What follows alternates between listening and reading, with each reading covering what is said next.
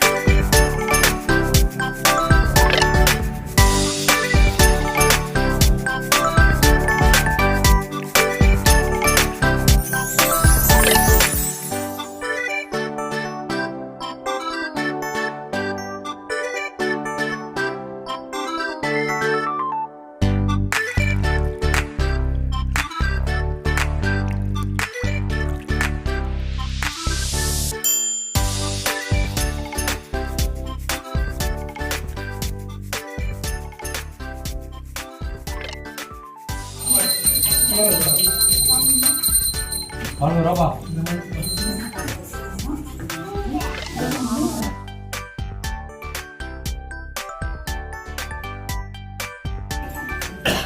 கை தட்டுங்க.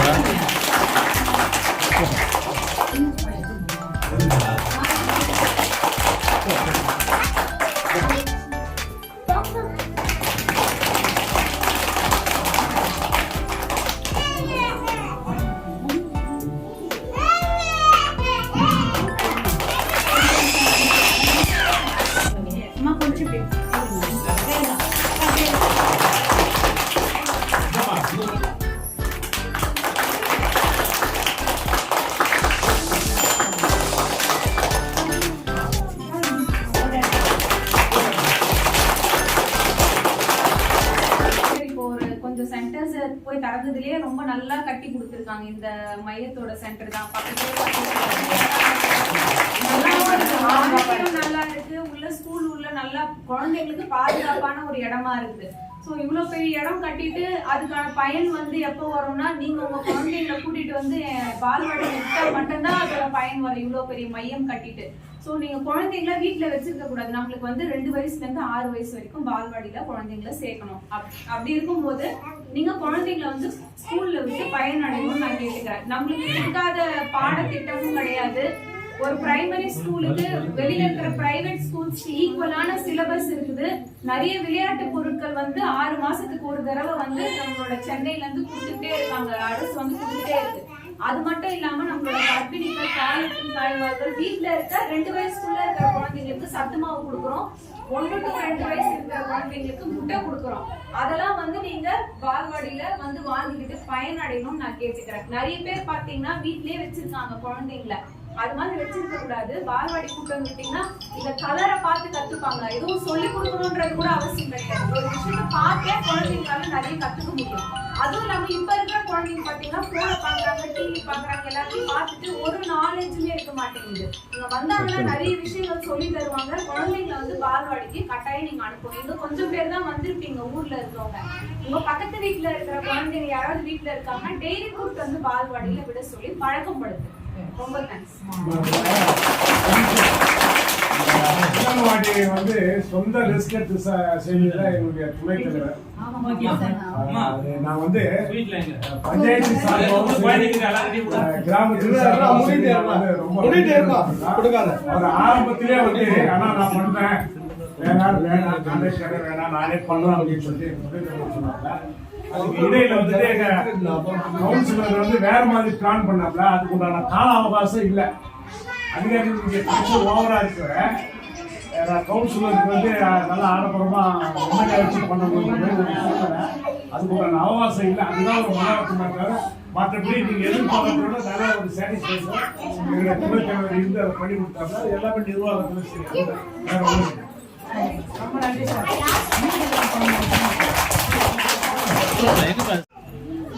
இந்த விழாவிற்கு வருகை புரிந்துள்ள துறை சார்பாக குறிப்பாக ஒருங்கிணைந்த குழந்தைகள் வளர்ச்சி திட்டத்துறை அலுவலர்களையும் நமது கிராமத்தின் ஊராட்சி மன்ற தலைவர் நதியா உமாவியர் அவர்களையும் நமது இந்த ஒருங்கிணைந்த குழந்தைகள் வளர்ச்சி இந்த சென்ற பராமரிக்க இருக்கின்ற நமது சகோதரிகள் இங்கே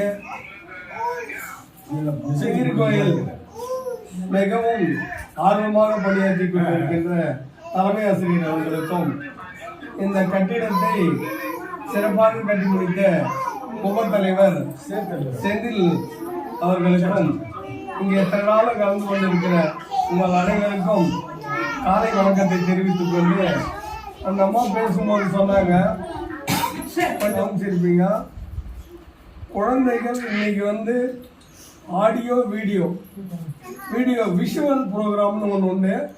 அந்த அம்மா சொல்லும்போது தெளிவாக சொல்கிறாங்க. குழந்தைங்க வெளியே வரும்போது அவங்களுடைய பழக்க வழக்கங்கள், குழந்தைகளுக்கு இருக்கின்ற அந்த ஷைன்னு சொல்லுவாங்க, குழந்தைகளுக்கு இருக்கின்ற அந்த மனோபாவம் பொதுமக்களாக பழகின்ற விட அங்கன்வாடிக்கு வரும்போது குழந்தை வளர்ச்சி திட்டத்துக்கு அந்த குழந்தைகளை நீங்கள் கொண்டாந்து சேர்க்கும் போது ரொம்ப சிறப்பாக இருக்கும். அது நம்ம சொல்லும் போது அனைவரும் குழந்தைகள் இருந்தனாலும் சொல்லியிருக்க மாட்டாங்க.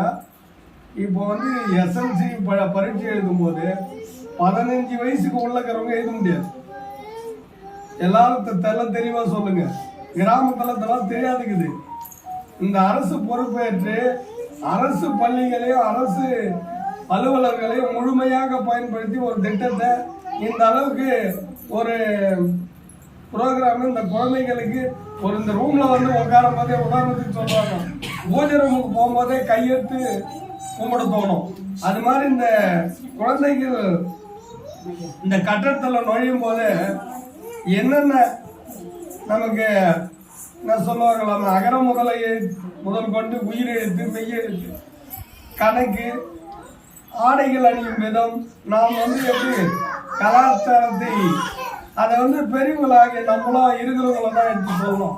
இந்த ஊரில் ஒரு 100 குழந்தைங்க 200 குழந்தைங்க இருந்து நான் நிறைய இங்கே வரும்போது சொல்லுவேன், ஹெட்மாஸ்டர் வந்து ரொம்ப ரிஸ்க் எடுத்து இந்த பள்ளியை நடத்திங்கிறார்.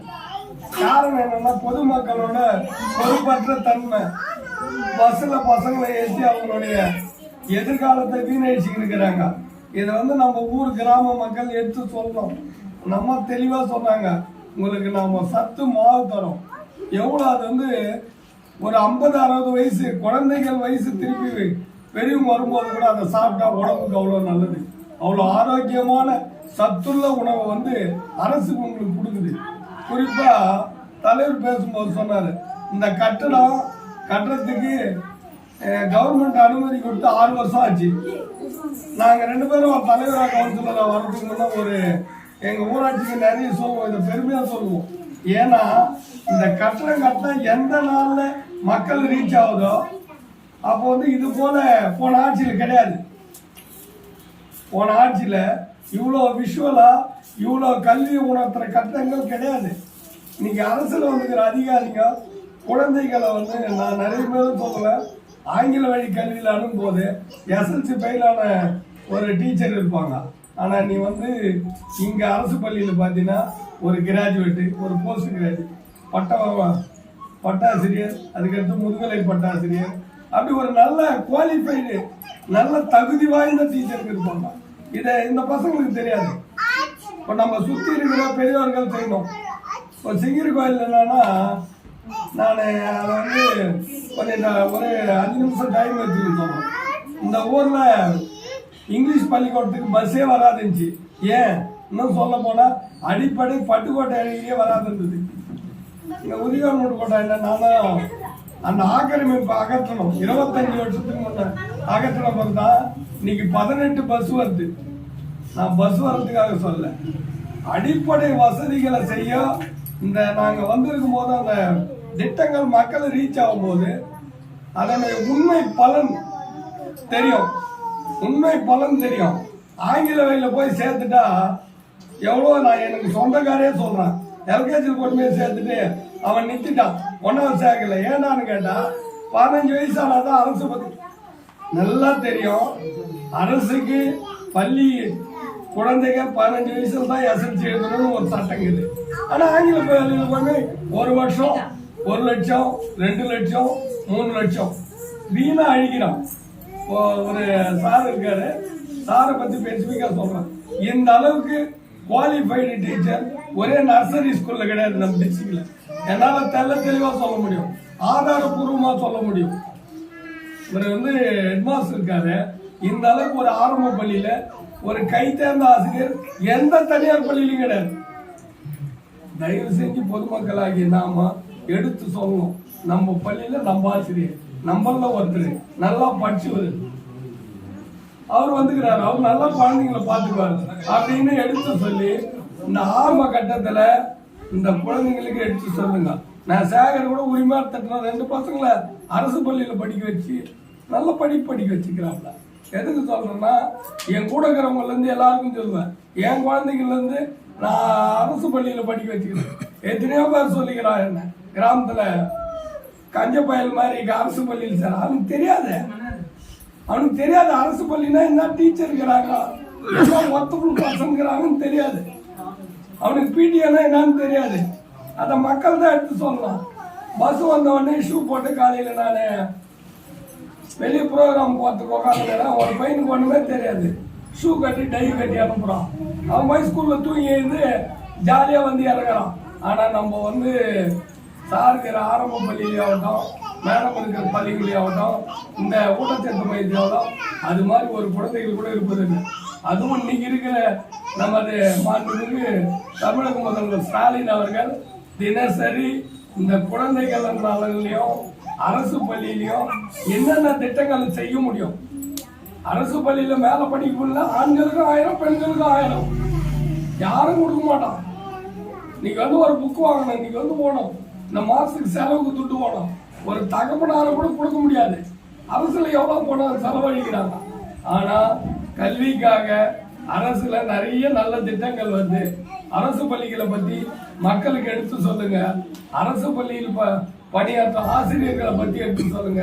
பொதுமக்கள் ஆகியது இது வந்து நம்மளுடைய அடிப்படை கடமை என்று எல்லோரும் எடுத்துக்கொண்டு காலையில் சிறப்பானது ஒரு கட்டிடத்தை திறந்து வைத்தது எனக்கும் ஊராட்சி மன்ற தலைவர், உபத்தலைவர், குறிப்பாக உபத்தலைவருக்கு மீண்டும் ஒரு முறை என் மனமார்ந்த நன்றியை தெரிவித்துக் கொள்கிறேன். ஏனென்றால் இந்த கட்டட கட்டடத்துல நான் ஒரு 15 வருஷமா தெரியும். அவருக்கு லாபன்றதோட நட்டம் அதிகம். ஆனா பேர் என்னது, இந்த பேரை அவர் வாங்க முடியும். ஏன்னா இந்த கட்டடத்தை இவ்வளவு சிறப்பா ஒரு முழு மனதோட கட்டி முடிச்சுக்கிறேன். அதனால உங்கள் சார்பாக மீண்டும் ஒரு முறை உபத்தலைவர் செந்தில் அவர்களுக்கு நன்றி தெரிவித்து இந்த விழாவுக்கு அழைப்பு விடுத்த உங்கள் நல்ல உள்ளங்களுக்கு காலையில் என் மனமார்ந்த நன்றி கண்ட வணக்கத்தை தெரிவித்துக் கொள்கிறேன். நன்றி, வணக்கம்.